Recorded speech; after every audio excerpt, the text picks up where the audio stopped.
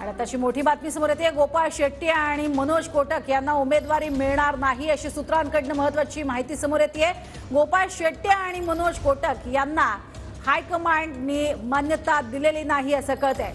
गोपाळ शेट्टी हे आपल्याला कल्पना आहेच, सलग निवडणूक जिंकत आलेले आहेत आणि सलग खासदारकी त्यांची आहे 5 वेळा। आणि त्याचबरोबरीने मनोज कोटक हे सुद्धा गेल्या वेळेला निवडून आलेले आहेत, मात्र आता त्यांना उमेदवारी पुन्हा एकदा दिली जाणार नाही असं कळतंय। हायकमांडकडून ही सूचना समोर आलेली आहे असंही कळतंय। त्यामुळे गोपाळ शेट्टी आणि मनोज कोटक यांना उमेदवारी मिळणार नाही, सूत्रांची महत्त्वाची माहिती। मात्र या जागी अनेक इच्छुकांची नावं जी आहेत ती सुद्धा यापूर्वी समोर आलेली आहेत। अधिक माहिती घेऊयात आमचे प्रतिनिधी विनायक डावरुंग यांच्याकडून। विनायक, काय अधिक माहिती?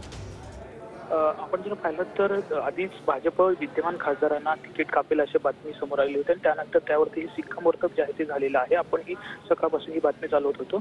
उत्तर मुंबईमध्ये गोपाळ शेट्टी यांना आणि त्याचप्रमाणे ईशान्य मुंबई मनोज कोटक यांना वरिष्ठांचा फोन जो आहे तो आलेला आपल्याला पाहायला मिळतोय आणि कुठेतरी तुम्हाला ही उमेदवारी दिली जाणार नाही, उमेदवार जो आहे तो वेगळा असेल अशी जी आहे ती सूचना वरिष्ठांकडून त्यांना देण्यात आलेली आहे। आणि जो उमेदवार असेल त्याचा प्रचार करा आणि त्याच्यासाठी काम करा अशा आदेश जे आहे ते देण्यात आलेले आहेत। त्यामुळे कुठेतरी हे दोन विद्यमान खासदार भाजपचे मुंबईतले आहेत त्यांना डच्चू देण्यात आलेला आहे।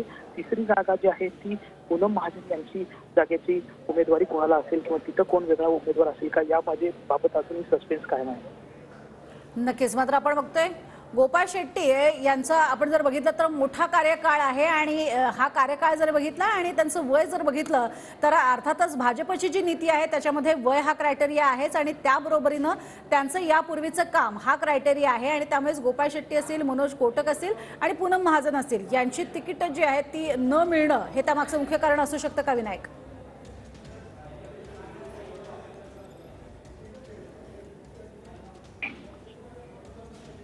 विनायक, आपल्यापर्यंत आवाज पोहोचतोय? बरोबर आहे। दोन्ही विद्यमान खासदार जे आहे गोपाळ शेट्टी यांचा कार्यकाळ आपण जर पाहिलं तर त्यांनी गेले 2 टर्म जे आहे ते खासदार होते आणि त्याचप्रमाणे मनोज कोटक जे आहे ते 1 टर्म खासदार होते।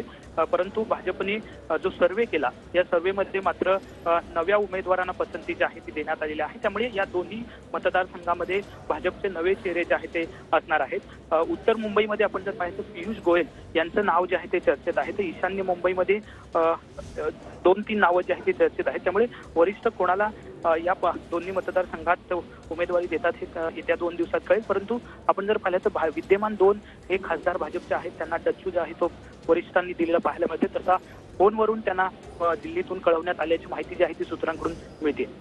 अगदी, मात्र आपण जर बघितलं विनायक की ईशान्य मुंबईमधनं सुद्धा दरवेळेला उमेदवार जे आहेत ते बदलण्याची रणनीती ही भाजपनं यापूर्वी सुद्धा ठेवलेली होतीच। मात्र उत्तर मुंबईमध्ये मात्र आपण जर पाहिलं तर एक गुजराती मारवाडी बहुल एरिया हा आहे आणि त्यामुळे गोपाळ शेट्टी यांची वारंवार निवड होताना सुद्धा आपल्याला पाहायला मिळत होती।